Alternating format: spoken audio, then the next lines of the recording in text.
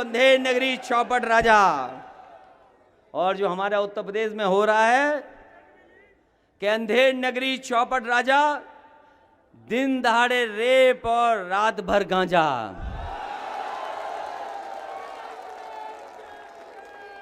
अंधेर नगरी चौपट राजा, दिन दहाड़े रेप और रात भर गांजा। जिसको भी देखना है तो यूपी में आ जा। बताओ कानून व्यवस्था की क्या हालत कर दी है, क्या हालत कर दी कानून व्यवस्था की। और हमारे मुख्यमंत्री जी कहते हैं ठोक दो, विधानसभा में कहते हैं ठोक दो, और ठोक दो के चक्कर में पुलिस को नहीं पता किसे ठोक दें और जनता को ये नहीं पता किसे ठोक दें। बताओ हमारी ऐसी सरकारें चल रही हैं। इसलिए इन सरकारों पे भरोसा मत करो किसान भाइयों। मैं आपसे इस महापंचायत के माध्यम से इतना ही अपील और निवेदन करने आया हूं कि अगर आप किसान हैं तो समाजवादी पार्टी के लोग भी किसान हैं, और आप लड़ाई में हैं तो समाजवादी पार्टी आपकी लड़ाई के साथ खड़ी हुई है। और हमने राकेश टिकैत जी को भी कहा, जिस समय तकलीफ में थे, जिस समय वो किसानों के आंदोलन को लेकर के भावुक हो गए, जिस समय किसान का आंदोलन इतने दिन सर्दी में चलाया, और जब वो भावुक हो गए तो आपने सबने टीवी पर देखा। उसी दिन मैंने उन्हें फोन किया और कहा कि आप बहादुर बाप के बहादुर बेटे हैं, आप घबराओ मत, समाजवादी पार्टी आपके साथ खड़ी है। और हम लोगों ने आंदोलन किया। हम लोग किसान यात्रा लेकर के जाना चाहते थे किसानों के संग। अगर देश में कोई किसान आंदोलन में सबसे पहले गिरफ्तार हुआ तो वो समाजवादी पार्टी है। समाजवादी पार्टी और हमें गिरफ्तार किया इन पुलिस के लोगों ने। अगर हमारे किसानों ने खेतों में काम नहीं किया होता तो हमारा देश बर्बादी की कगार पर चला जाता। हमारे देश में को दुनिया में अपमानित होना पड़ जाता। ये किसान हैं जिन्होंने हमारे देश का सम्मान बचाया, उस वैश्विक महामारी में अपनी पैदावार को कम नहीं होने दिया, ईमानदारी से काम करते रहे। और वैश्विक महामारी आई कि वैश्विक महामारी ने हमारे नाक और मुंह बंद करा दिया, लेकिन पता नहीं किन लोगों ने भारतीय जनता पार्टी की आंख और कान बंद कर दिए हैं, जिन किसानों की ये सुनवाई नहीं कर रहे और तकलीफ और परेशानी को देख नहीं पा रहे। कौन है जिन्होंने इनकी भारतीय जनता पार्टी के सरकार में बैठे लोगों की आंख बंद कर दी है? कौन लोग हैं जो सुन नहीं पा रहे हैं? बताओ, 200 से ज्यादा किसान आंदोलन में जान दे गया, हमारे किसान शहीद हो गए, 200 से ज्यादा किसान शहीद हो गए, और न जाने कितनी सर्दी में उनको रहना पड़ गया। आपने वो तस्वीरें देखी हैं। क्या किसानों को रोकने के लिए भारतीय जनता पार्टी की सरकार ने दिल्ली में क्या क्या नहीं किया, क्या क्या हम लोगों ने नहीं देखा? बताओ। जैसे कभी हमने सीमा पर सुना होगा कि सीमा पर ऐसे किया जाता है, वही चीजें हमारे किसान, जो हमारे अन्नदाता हैं, उनको रोकने के लिए भारतीय जनता पार्टी ने किया। वो दिल्ली केवल अपनी बात रखने जाना चाहते थे, लेकिन हमारे किसानों को दिल्ली में घुसने नहीं दिया, अपमानित किया। और इतना अपमानित किया कि हमारा किसान और मजबूत हो गया, और उसने कहा कि सरकार कुछ भी हमें कहती रहे, लेकिन हम सरकार के लड़ करके दिखाएंगे। और 26 जनवरी को ट्रैक्टर लेकर के उन्होंने यात्रा निकालने का काम किया। कोई सोच सकता है कि किसान इतनी महंगाई में ट्रैक्टर में डीजल डलवा करके ट्रैक्टर लेकर के निकले? और वो ट्रैक्टर यात्रा इसलिए ही हो रही थी क्योंकि वो सरकार को जगाना चाहते थे। हमारे किसान शहीद हो गए, सरकार नहीं जागी, हमारे ट्रैक्टरों की आवाज नहीं सुनी, और पूरे उत्तर प्रदेश और देश में ट्रैक्टर चले हैं। ट्रैक्टरों की भी आवाज और ट्रैक्टरों की भी सम्मान नहीं किया इन्होंने। पता नहीं किस बात का घमंड, किस बात का अहंकार है, और हमारे किसानों पे और हमारे नौजवानों पे झूठे मुकदमे लग गए। न जाने कितनों पे झूठे मुकदमे लग गए।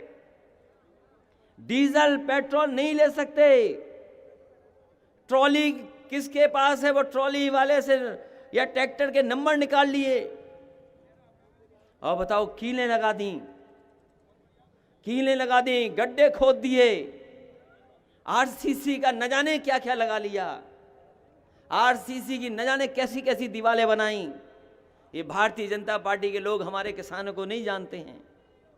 हमारे ये वो किसान हैं जिन्होंने सदियों से अपनी मेहनत करके और अपनी एड़ी की ठोकर से न जाने कितनी खेत और खेती ठीक कर दी है। ये समय मिलेगा, यही किसान ऐसी ठोकर मारेंगे इन पर, इनको पता नहीं लगेगा कहां जाएंगे ये लोग।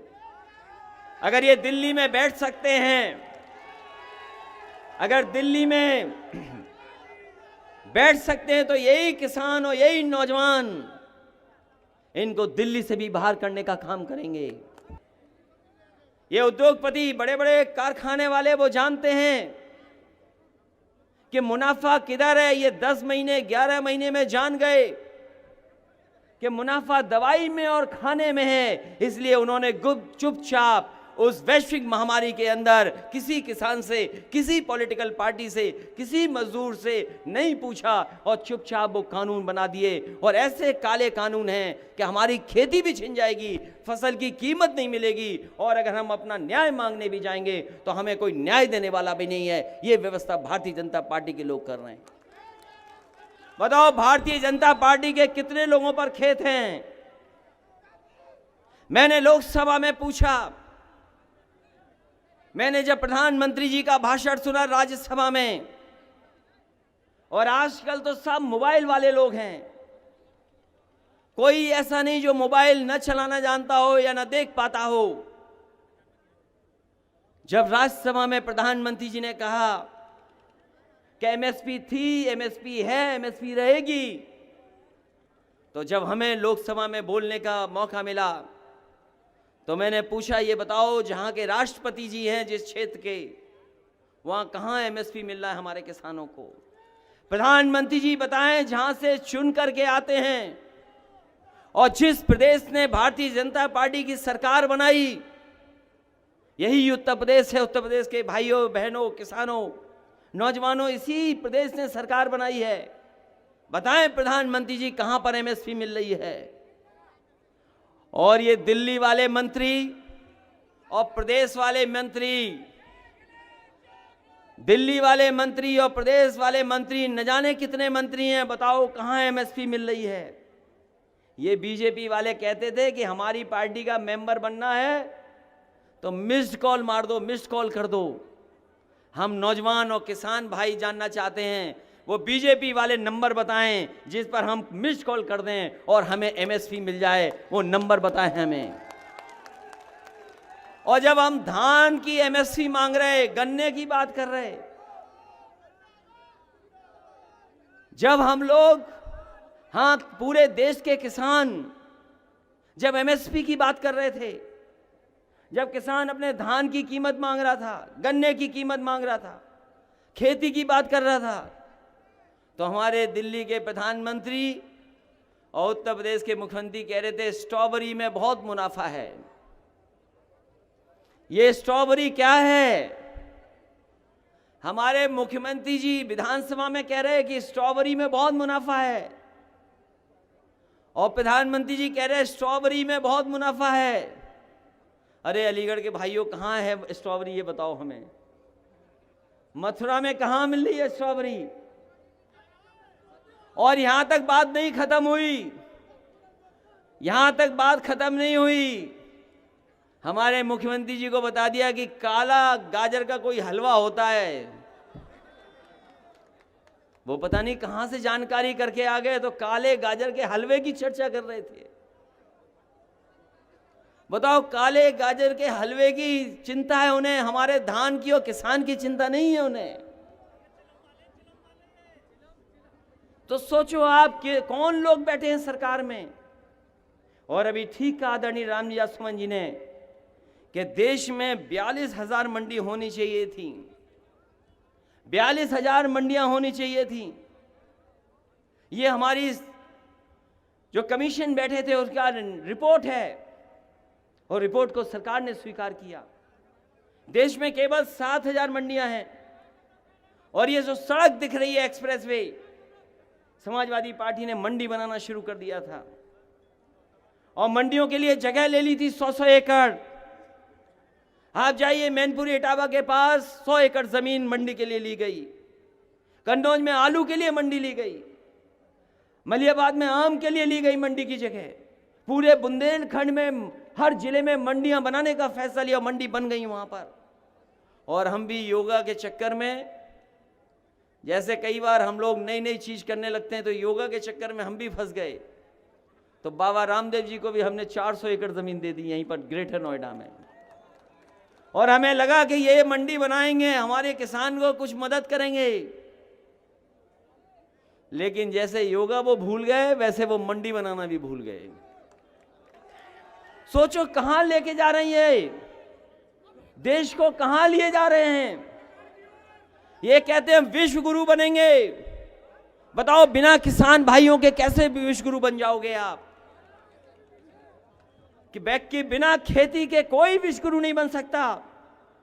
अमेरिका सबसे बड़ा ताकतवर देश है, अमेरिका दुनिया का सबसे ताकतवर देश है, वो लोकतंत्र में सबसे मजबूत है, वहां की आर्मी डिफेंस सबसे ताकतवर है, अर्थव्यवस्था में ताकतवर है।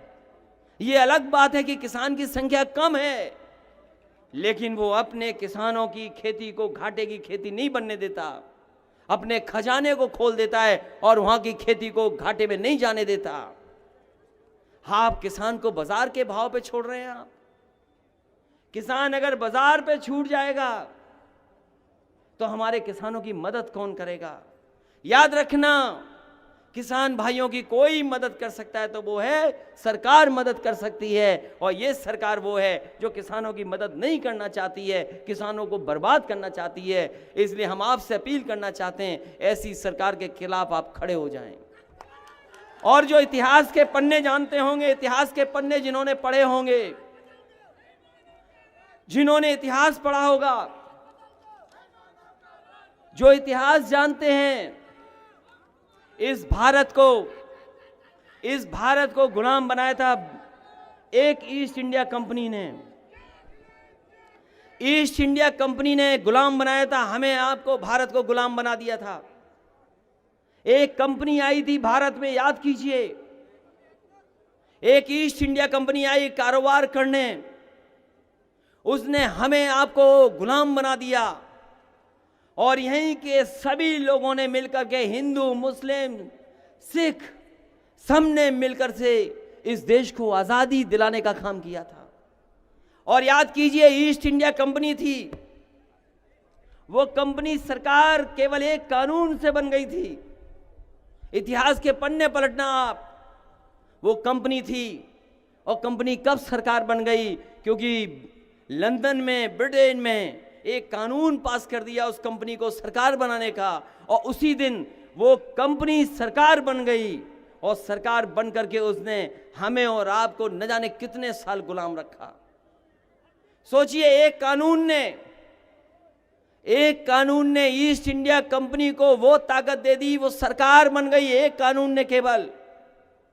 और हमारे लोग जो पढ़े लिखे लोग होंगे, क्योंकि विदेश मंत्री भी रहे आदरणीय सलीम शेरवानी साहब, वो जानते होंगे कि एक ही कानून ने बना दिया ईस्ट इंडिया कंपनी को सरकार। और बताओ, भारत की सरकार सब बेच करके कंपनियों को दे रही है। बताओ, भारत सरकार सब चीज बेच करके कंपनियों को दे रही कि नहीं दे रही, बताइए आप।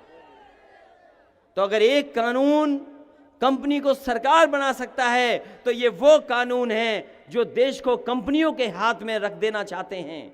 अगर 100 साल पहले, 150 साल पहले एक कानून ने कंपनी को सरकार बना दिया, तो ये भारतीय जनता पार्टी के लोग हमारी सरकार को कंपनी बनाने का काम कर रहे हैं। इसलिए इनके खिलाफ हमें सबको मिलकर के एक होना पड़ेगा।